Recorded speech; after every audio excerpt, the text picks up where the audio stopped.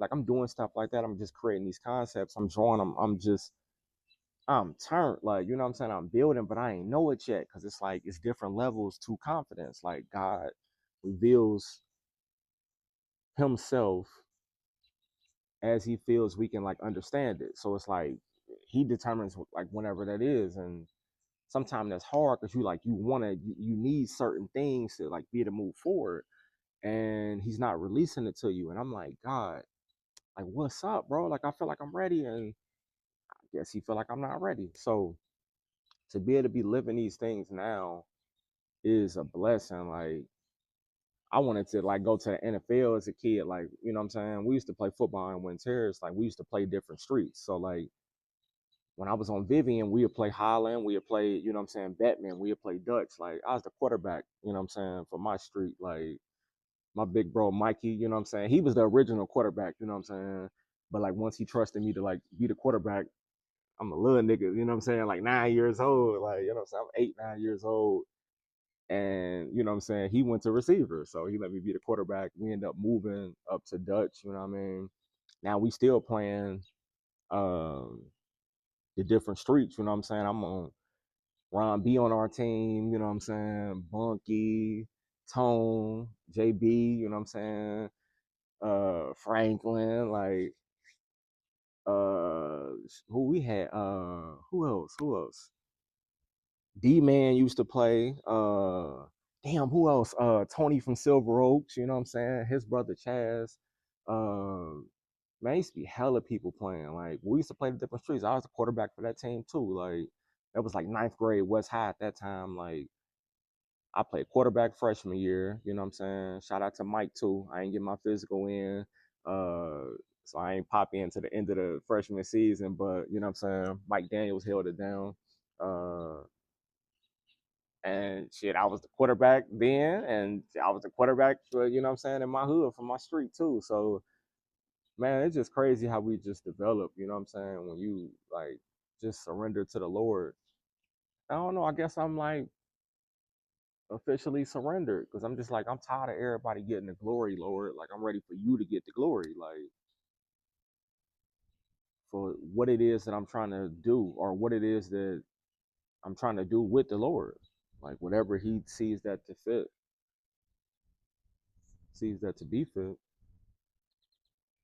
But it's a journey, it's a process. Like I ain't made it there in my mind, but the Lord told me some things and I ain't really agreed. I ain't came in agreement with it yet, you know what I'm saying? But I guess, I don't know. I guess I actually have. I need to start giving myself more credit than I do. But I feel like I actually have accepted it. Um, and these ideas, like my next stories and all this stuff, like it's about to come about, you know what I mean? Or it's becoming. It's now. It's here. You know what I'm saying? Like it's my time. You know what I'm saying? So this season 3, this the intro. I got all type of content coming. I'm turned, man. Like, hey, we got all type of stuff coming. So stay on the lookout, man. All type of community engagement, civic engagement, man. I'm serving the Lord forever. You know what I mean? Serving the Lord forever. So whatever he on, I'm on. Y'all gonna see that.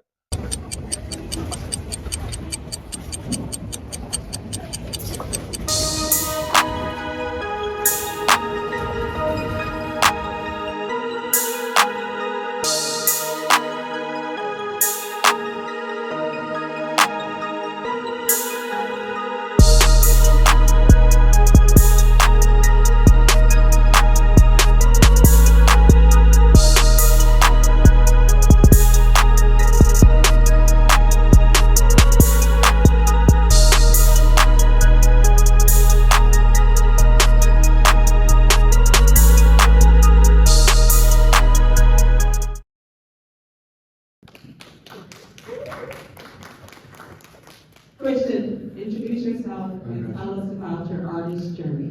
Gotcha. So my name is Christian Drye. Professionally, I go by Drye. I am an arts educator or a teaching artist. I do graffiti and abstract artwork, customize clothes, teach, mentor, all types of stuff. My artist journey started off with Pokemon. The cards that we couldn't afford, the Charizards, the 100 hit points, the holographic cards. we would draw those when I was in Winter. That developed into going to high school. Nobody was doing art for it unless you drew tattoos or you knew how to draw bubble letters. The girls like bubble letters, and I didn't do either one of those. So it grew into just like me being interested in art, and to me designing flyers, customizing clothes, styling clothes, to becoming a teacher and using the artwork to teach kids how to recognize and express emotions. So we call it social emotional learning. And I use my graffiti to help them find a confidence and find a purpose in life, and ultimately it's a way that I can serve the Lord and glorify Him through my artwork.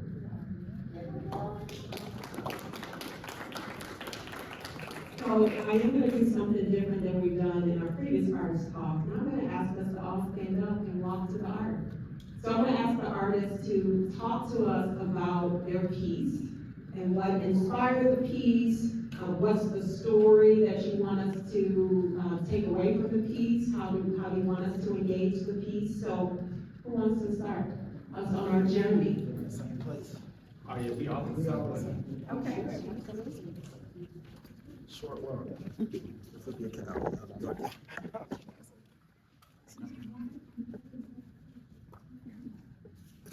Since I got the mic, I'll go first. This piece right here is called "I Love You Too." This is actually one of the first pieces. I think this is the first piece I made this year. I've been depressed for about a year and haven't really been in the mood to paint or just be involved with art. So to have this opportunity to be back in the Holloman Center, it's kind of pushed me to just to be myself again. I haven't felt like myself in about a year. So with this, I'm not sure who's gonna see it. I'm not always gonna be present when it's time to, give somebody some motivation or some encouragement, but I want people to be able to connect with something that's inside the piece. The whole thing is based around civic engagement. So the identity map, if you ever take the civic engagement course by Black Art Speaks, you'll learn what the identity map is, learn who you are and how you see yourself in society, and helping other people to see that.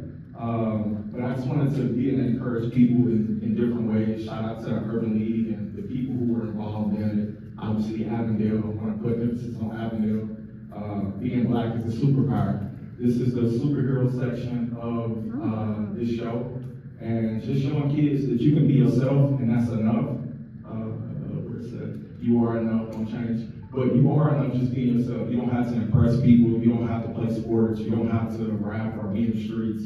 You can be yourself and encourage people and empower people just like that. So we all gonna deal with strife and tribulations, have bad days, have people hating on us and holding us back or whatever, but you don't have to replicate that. You can show love. So you might hate me, you might not like what it is I'm doing, but I love you too. So that's my graffiti piece, and thank you.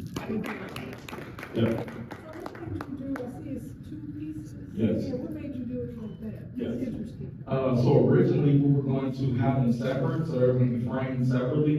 When I came in yesterday, they were in this frame, and so far, like it just everybody's perspective of it is it should stay together.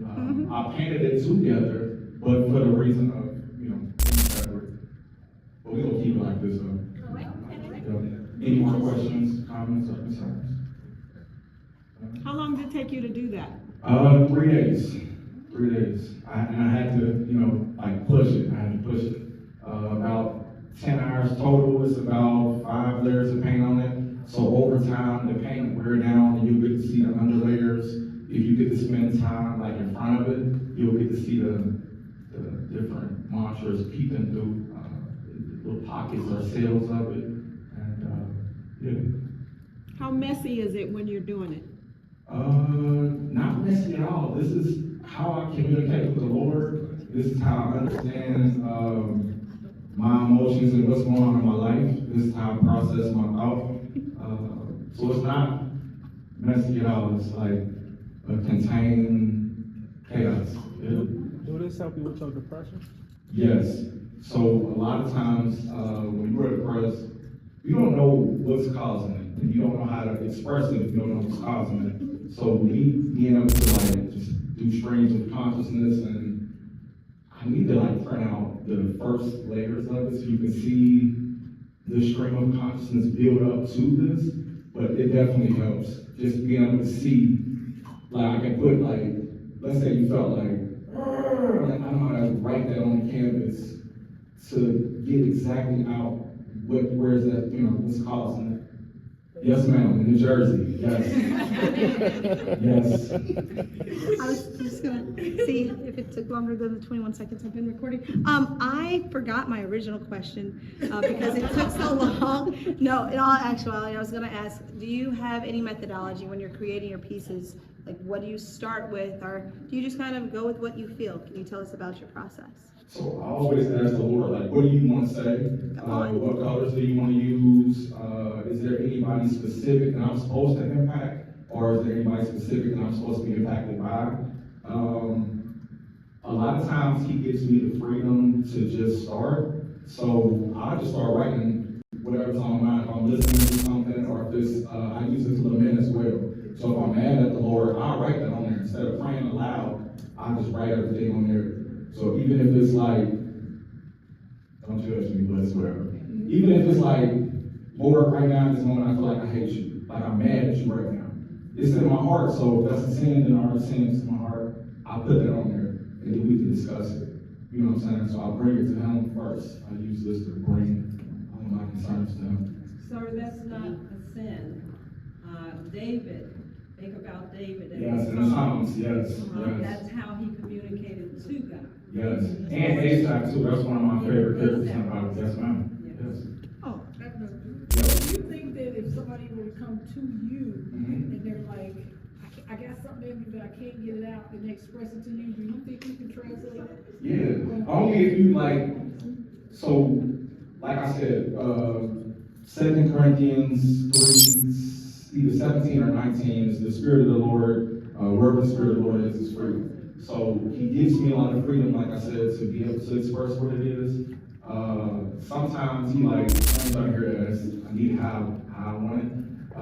But yes, I definitely can. And I teach classes, so I work with, obviously, Black Art Speaks and the Cincinnati Arts Association.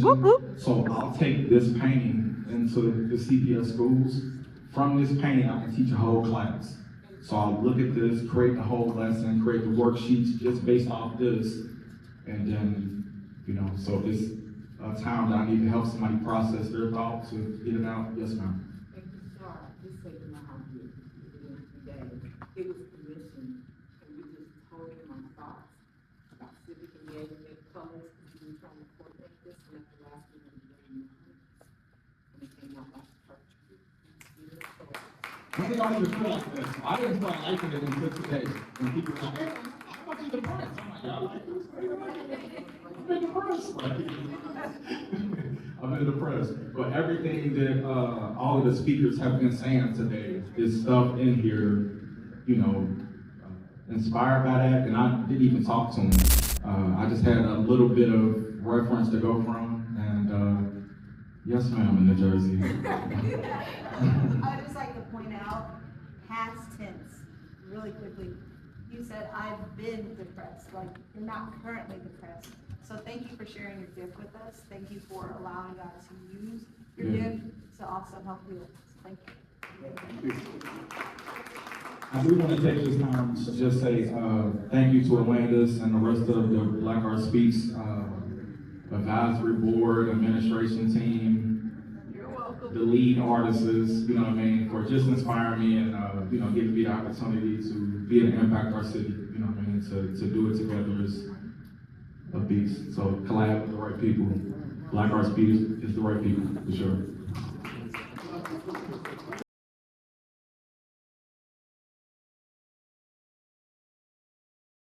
With your art, how did the art find you and just this whole thing called life? Because I mean, like it's always different for other people, but I feel like for you it is at a certain point it kind of really became like it was like interweaved, so locked, like just crazy locked in.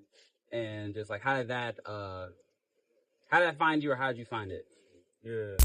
That's actually a great question. But it's one of them things like I've been reading my Bible and I've been, reading about King David, and it was a conversation, a prayer he had with the Lord, but the Lord was like, I brought you from the sheep's pen, the sheep's pasture. Like I brought you from nothing and made you king. So it's like I kind of like see my life like that. So it's like it's been a part of who I am my whole life. Like from sidewalk chalk as a kid in Lincoln Heights to moving to Winds Terrace and start drawing Pokemon cards like fourth grade and trying to, get tattoos and be a part of photo shoots and customize my clothes. So it's like it's literally been a part of me my whole life, and it's something that I try to fight and not be an artist and just be this like carefree, not carefree, but like free spirited person that just like serves the community and does art when he wants. Just kind of on a whim or whenever. But it's like God was like, no, I need you to like you're a teacher, so it's like find a way to impact the community, and you can do it however you need to with your fashion or art or whatever. But make sure like you teach them what you're going through. Yeah. Okay. Yeah, that makes sense. I mean, you like a lot of people like you let God kind of guide you through that. And then not like just kind of like, oh yeah, I found it by I saw this one thing. That's what people think though. Yeah, like oh, I was inspired by this whatever that's out there, and just like, and that's what got me hooked. It's like, people think I'm just sitting in a house and it's like just waiting on the opportunity, and I'm just, on the whim. People are like, you got a routine? I'm like, yeah, I got something to do every day. I have something to do. Like I have to take a Sabbath every week. You know what I mean? And rest. But like, yeah, I got something to do every day. Like I'm stressed the heck out trying to balance it. Balance everything. Like I need a team. Like I need an assistant. Like I need a manager now. Like I need for sure. I've been on that. Like I had shot up last Friday. I was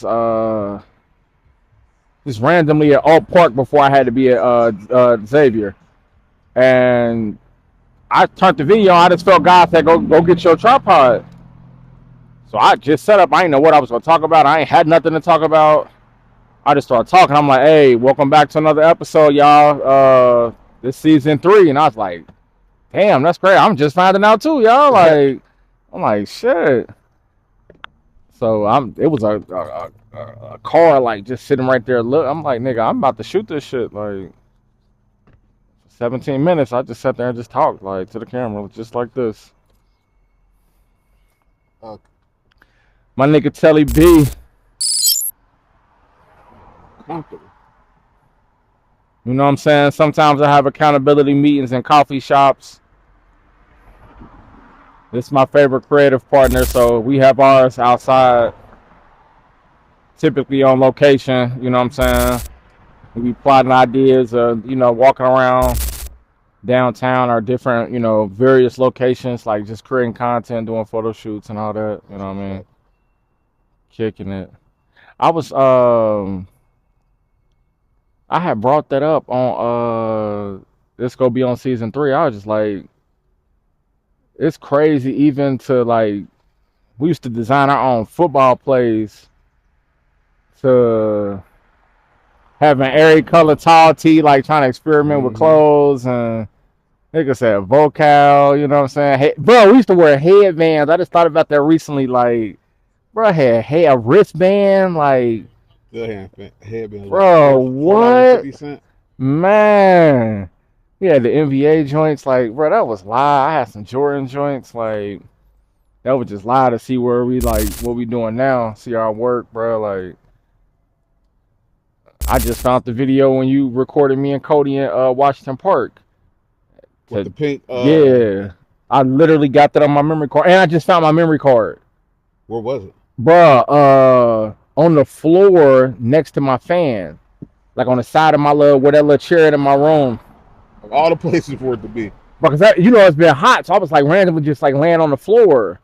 And I'm talking on the phone, I look up, I'm like, Oh my goodness. Oh my, like the whole How long was it missing? bro, a couple of weeks, like the whole, cause I had got a whole nother one. I bought a whole nother one, like to be able to put the memory card in. End up finding a whole adapter and everything. I'm like, dang, that's lit.